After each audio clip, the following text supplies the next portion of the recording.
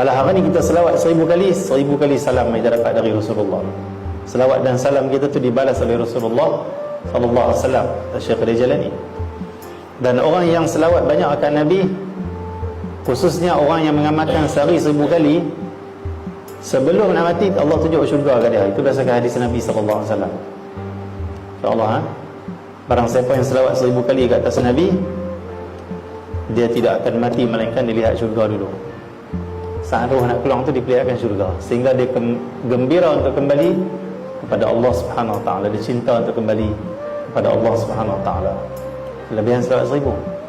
Syekh Jalani kata orang selawat 1000 kali, Allah akan tukar sifat dia jadi macam sifat Nabi. Lemah lembut, maafkan orang, senyum, hormat orang, Masya Allah, kasih sayang, belas kasihan. Dia orang yang sangat merendahkan diri, orang yang menahan marah, suka tolong orang. Itu sifat Nabi semua tu. Allah pakaikan pada orang yang selawat 1000 kali. Segala sifat-sifat yang buruk tu Allah keluarkan. Sebab itu mana-mana guru pun dia akan tekankan kalau boleh selawat 1000 kali.